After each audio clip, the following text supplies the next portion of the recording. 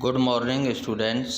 आज हम साइंस का चैप्टर 10 रेस्पायरेशन इन ऑर्गेनिज्म स्टडी करेंगे।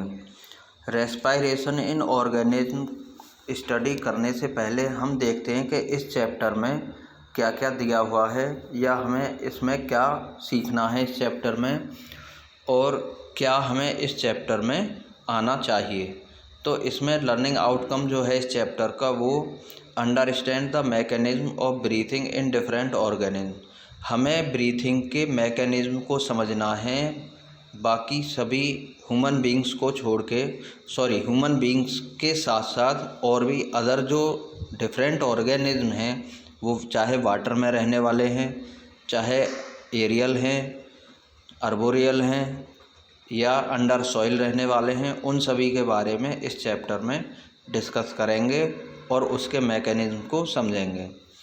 दूसरी बात है, ये क्रिटिकली एनालाइज करेंगे importance of clean air and it's effect on health, कि क्लीन एयर के क्या इम्पोर्टेंस हैं और उसका हेल्थ पर क्या इफ़ेक्ट पड़ता है।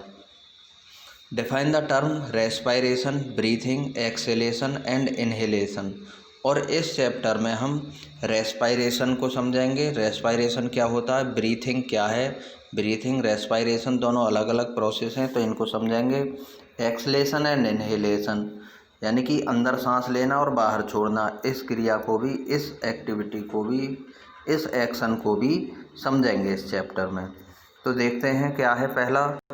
पहले है यहाँ पे topic why do we respire. तो रेस्पायरेशन में सबसे पहले बात यही है कि हम रेस्पायर क्यों करते हैं, हमें क्या आवश्यकता होती है, क्यों ज़रूरी है रेस्पायरेशन करना। तो इसको देखते हैं। We respire to get energy from food. हम रेस्पायर करते हैं क्यों? क्योंकि हमें फूड से एनर्जी चाहिए। जो भी हम फूड लेते हैं उससे एनर्जी हमें तब तक नहीं मिलेगी जब तक हम उसको रेस्पायरेशन से वहाँ तक ऑक्सीजन नहीं पहुँचाते हैं।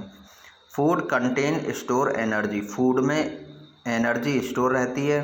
When we respire the food is broken down in the cells of the body with the help of oxygen and energy is release. जब हम रेस्पायरेशन करते हैं तब वो जो फूड है हमारे बॉडी में सेल्स के अंदर वो ब्रोक डाउन होता है, टूट जाता है छोटे छोटे उनमें, और जिससे कि एनर्जी रिलीज होती है। तो रेस्पायरेशन क्या है ये process? Respiration is the process by which food या glucose is broken down in the cells of the body with the help of oxygen to release energy. Respiration वो प्रोसेस है जिसमें फूड यानी कि फूड जो है हमारे अंदर ग्लूकोज की फॉर्म में होता है, तो वो ब्रोक डाउन होता है जिससे कि एनर्जी रिलीज होती है हमारी बॉडी में सेल्स के अंदर। Since respiration take place in the cells of the body, हालांकि रेस्पायरेशन जो है वो हमारी बॉडी के अंदर सेल्स में होता है, it is called cellular respiration, और इसे हम सेल्यूलर रेस्पायरेशन बोलते हैं। इसकी केमिकल इक्वेशन क्या है? ग्लूकोज जो कि हमारी बॉडी में प्रेजेंट है, ऑक्सीजन जो कि हम रेस्पायरेशन में लेते हैं, जब इनहेलेशन करते हैं हम एयर को तो उसमें से क्या है, ऑक्सीजन हमारे बॉडी में जाके हमारे लंग्स में जाती है और वहाँ से फ़िल्टर होके वो हमारे ब्लड में पहुँचती है और वहाँ से पहुँच जाती है सेल्स में। तो वहाँ सेल्स में जो ग्लूकोज है वो किस में चेंज होगा फिर? कार्बन डाइऑक्साइड में, water and energy.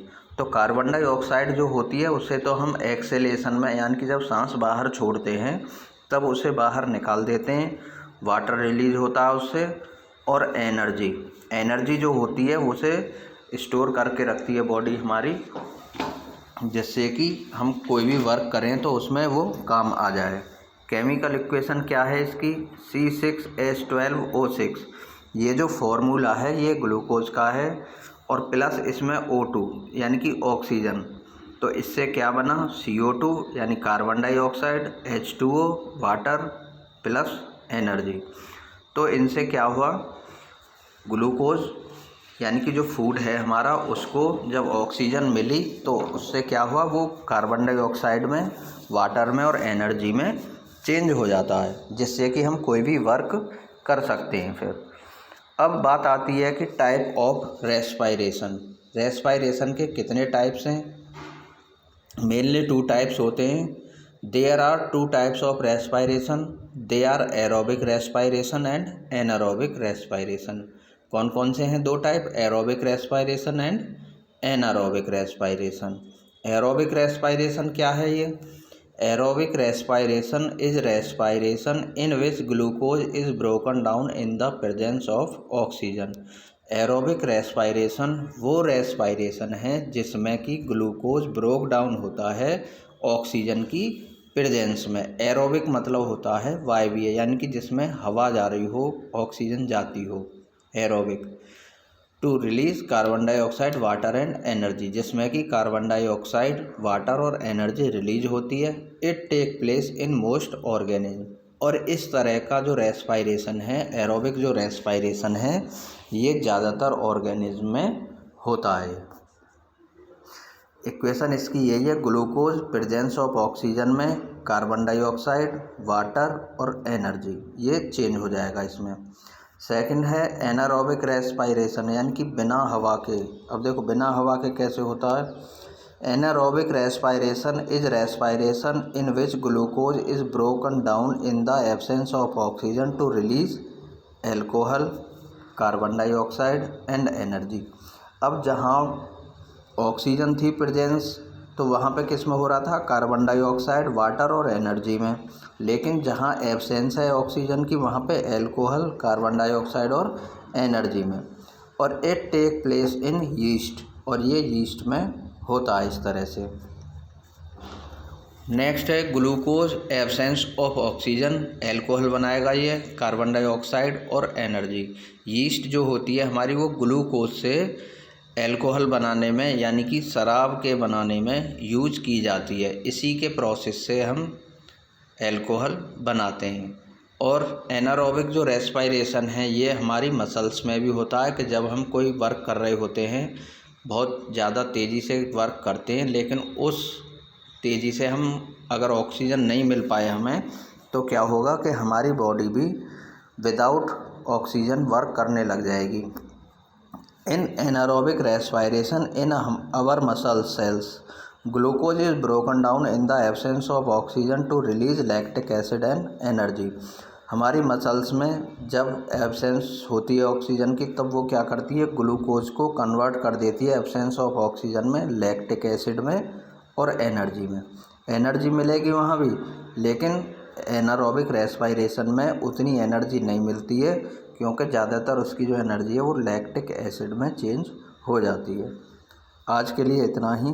Thank you.